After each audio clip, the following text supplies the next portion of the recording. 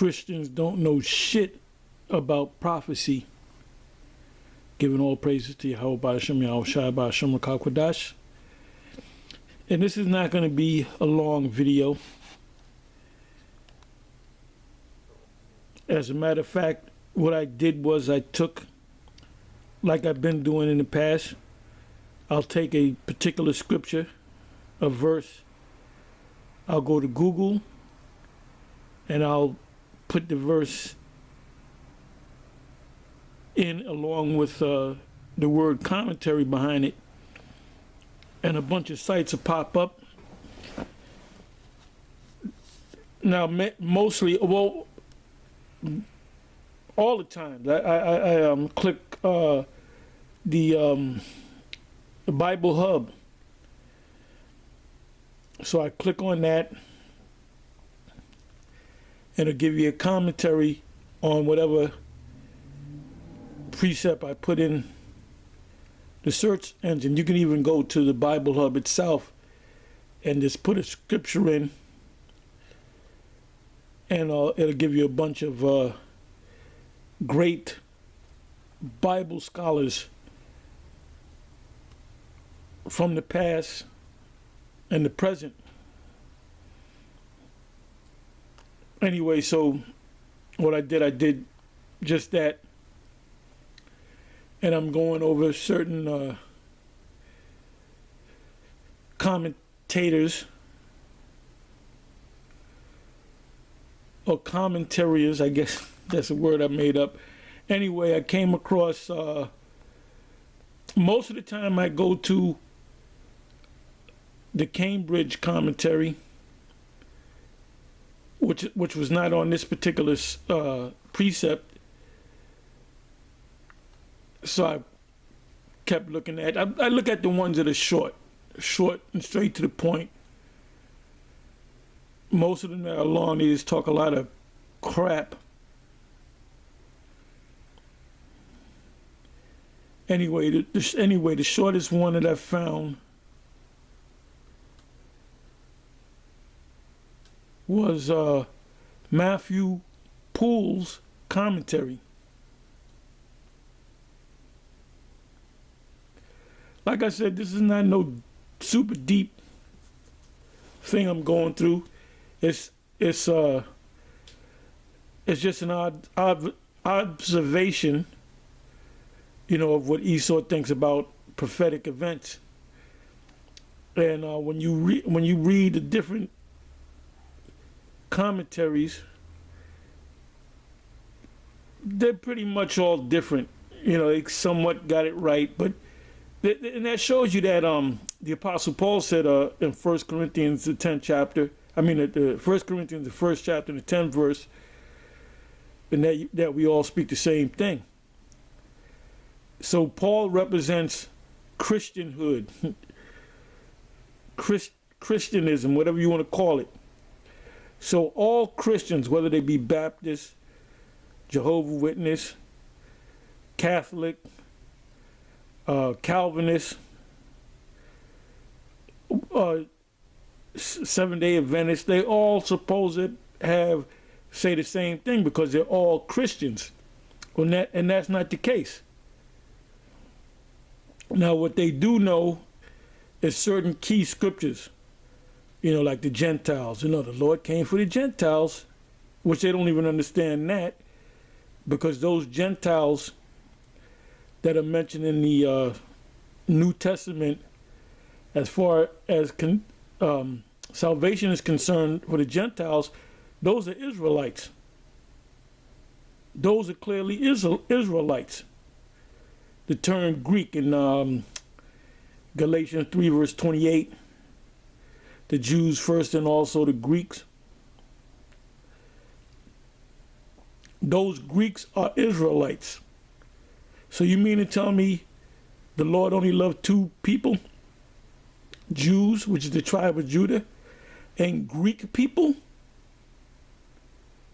No, the term Greek people is another way of saying Gentiles, because sometimes if you take that word Greek, the New Testament, and you do a word search on the word Greek, And where is it mentioned in the scripture? Sometimes the word that pops up is Gentiles.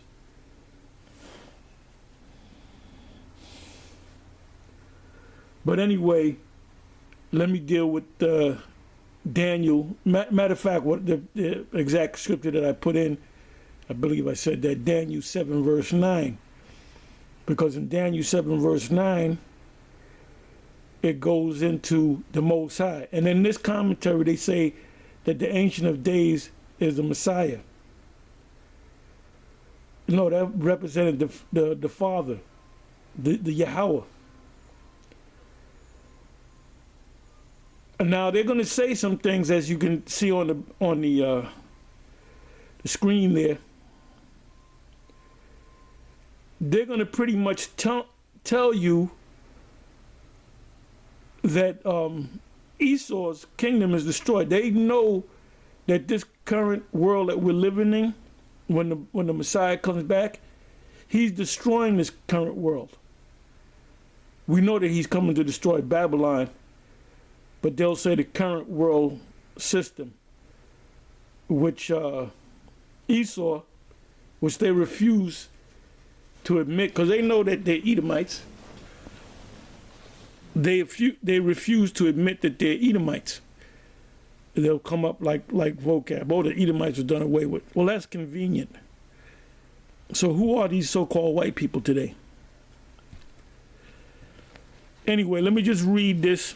And like I said, anytime you deal with a Christian and you ask them, how many years, when did you find Jesus? When did you come into the faith? How many years? They might say, well, I'm a pastor, and I've been in the faith, and I've been studying the scriptures for 50 years. So we got to assume that this guy's an expert in the Bible if he's been in this thing for 50 years. So what you do is you can ask him some basic scriptures, then go to the prophetic scriptures, which we here at Great Millstone, we are always going, especially myself and others. We always go into the prophecies. We always go into, Daniel 7, Daniel 10, sometimes Daniel 9. Oh, in Daniel 9, they'll use that for the rapture. When they speak about the rapture, they'll say the 3.5 weeks and 7 weeks in the middle of the week. Well, in the middle of the week. And that's I'm quoting not exactly Daniel 9 verse 27, and they'll equate that to the Antichrist. Well, Daniel 9 verse 27, as a matter of fact, Daniel chapter 9, that whole chapter took place already.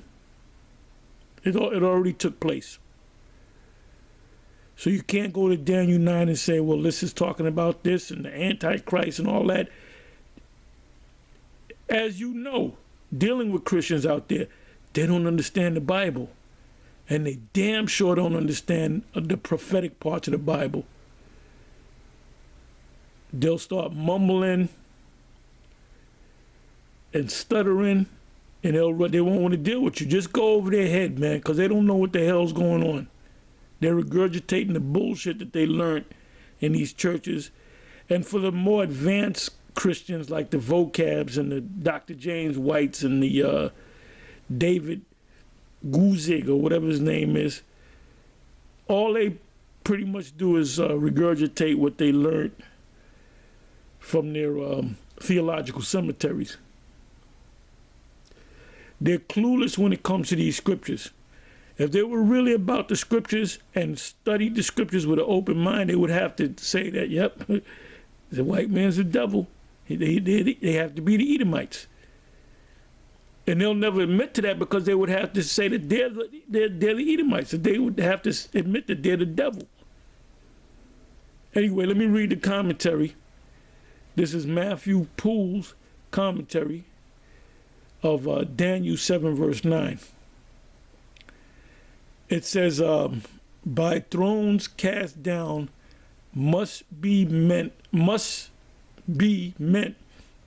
the kingdoms of this world, the kingdoms of this world is any system that's set up right now or in the past. So the kingdoms of this world includes America, China, Russia, the Arab nations, the kingdoms of this world. It says, by thrones cast down must be meant the kingdoms of this world destroyed by Christ the King and Judge of all. So the Messiah come down already? No, the Messiah is yet to come. So what is the Messiah going to do when he comes back on the earth? He's going to deliver the elect of Israel, and he's going to destroy the current kingdoms, which includes America, because isn't America a kingdom, a system? And they don't believe in the Most High. They don't believe in the Sabbath. They have this thing called the Sunday Sabbath. I remember at one time you had this thing called the Blue Laws, which happens in certain parts of New Jersey to this day, where they close down the stores. There's no stores open on Sunday. And I remember as a child, you had on Sundays everything was closed.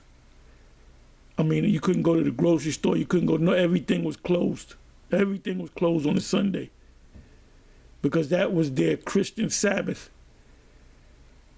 Well, in this time, everything's open on a Sunday, even liquor stores. I remember when liquor stores were closed on Sundays. Everything else was open, but liquor stores were closed on Sundays. And then what they wound up doing is they said, let the liquor stores be open on Sundays. Their so-called Sabbath. So you know they don't care about the Most High, because they don't honor the Sabbath, even though they say that the Sabbath comes on a Sunday. So this is a wicked society, man. This is an evil society. This is a society that blasphemes the Most High because they put up a so-called white image of the Lord. Anyway, let me read on. It said, by thrones cast down must be meant the kingdoms, which includes America, China, Russia, the Arab nations, the African nations, of this world destroyed by Christ, and I'm reading it verbatim, the King and Judge of all, called the Ancient of Days because of his eternal deity.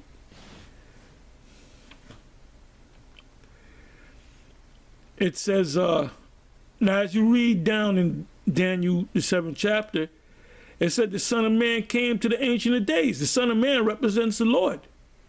So they don't even know that. It says, without beginning and end of days, whose garment was white as snow. Thus kings, viceroys were clothed as Joseph in the fine silk, Genesis 41, verse 42, and Mordecai, Esther, chapter 8, verse 15. Now listen to this. The hair of his head like the pure wool. Now, if you thought with an open mind, I mean, we all know this. I'm preaching to the choir, so to speak. The hair meaning the hairs on the top of your head, on your chin. The hair of his head like the pure wool. What people on the planet Earth have woolly hair? So-called black people. Then it says, see Revelation 1, verse 14. And when you go to that, Edomite Christians will tell you, well, he was white. Well, wait a minute. Why would the Lord come back in his glorious body with the skin disease known as leprosy? See, you shouldn't have any mercy on these Christians, man. And take them, take them into deep waters and drown them spiritually. Spiritually. Meaning take them in the scriptures that they're not familiar with and watch them run down the street. Ask them if America's in the Bible. Oh, no, America's not in the Bible, no. So America can't be destroyed. Ask them where or what is Babylon? Where is Babylon located? It's in the Middle East. Or if they do tell you that Edomites exist, they'll tell you that they're Arabs. This is why we call you people the devil. It said the hair of his head like the pure wool.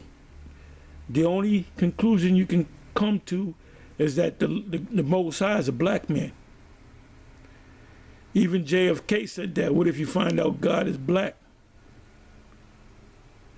It says, see Revelation 1 verse 14, his head and his hairs were white like wool, as white as snow, and his eyes were as a flame of fire.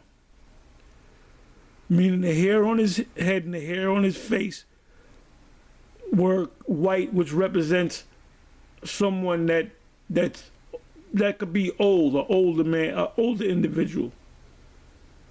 But it says it's white like wool. Like I said, I'm preaching to the choir.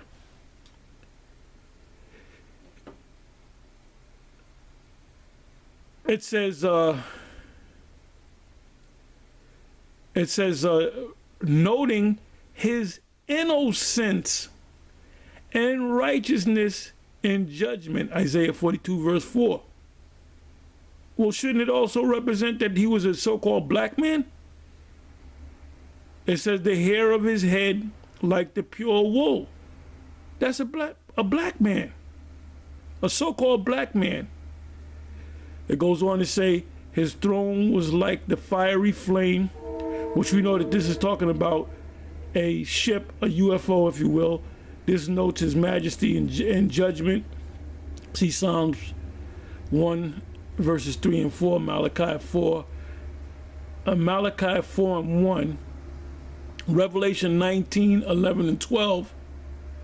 Revelation 19, 11 says, and I saw heaven open, and behold, a white horse, and he that sat on him was called Faithful and True, and in righteousness he doeth judge and make war. That's Yahweh Shai. And he's not coming on a horse like Pegasus. He's coming in a gigantic ship.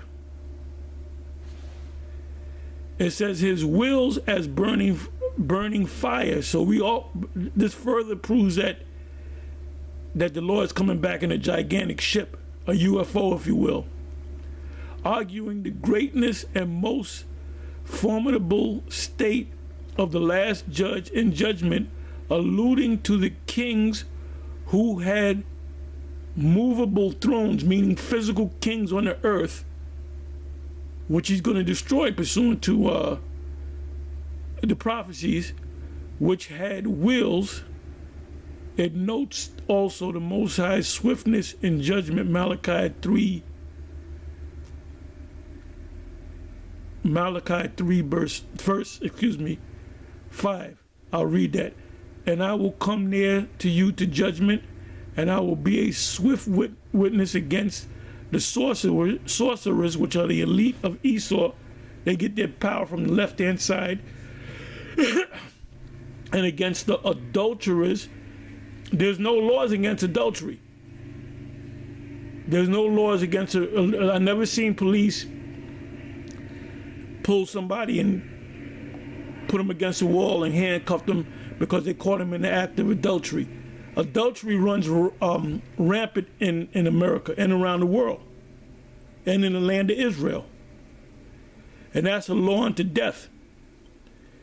And we're stern about adultery, man. Don't let me hear a brother dealing with another man's wife, cause you gonna be shunned. There ain't no second chances with you, man. This is why us in GMS, we don't allow a woman in this circle. It said, and against false swearers, which is Esau, and against those that oppress the hireling, and that's what they do. In his wages, the widow and the fatherless, and that turn aside the stranger from his right. Now, our right is the fact that we're supposed to know. Esau knows that we're the Israelites.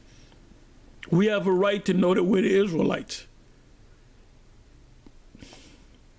So Esau chooses to hide the fact that we're the Israelites, even to the point where we say that we're the Israelites, and they're demonizing us for calling ourselves Israelites, who we are the Israelites. And I can clearly see why they're going to be Obadiah 1:18. They're going into captivity. We will have our foot on their neck, figuratively and literally, out in the field. And at the end of that whole ordeal, for 1,000 years, we're going to gather them together and we're going to get rid of them. It says, and that turn aside the stranger from his right and fear not me. And they don't fear the Most High, like I said early in the video. They don't honor Sabbath. At one time they had a thing called blue laws. Look it up. Sunday laws, blue laws, same thing. Like I said, I remember as a child where you better, if you're gonna get something, you better get it on a Saturday, because Sunday, everything, the only thing that was open, even movie theaters were closed. The only thing that was open, you didn't have malls back there. The only thing that was open is churches, because they were calling themselves trying to be right with the Most High. But they don't even do that no more. They don't even honor their so-called Sabbath. It just said the Lord of hosts. Anyway, with that, I'm going to say shalom.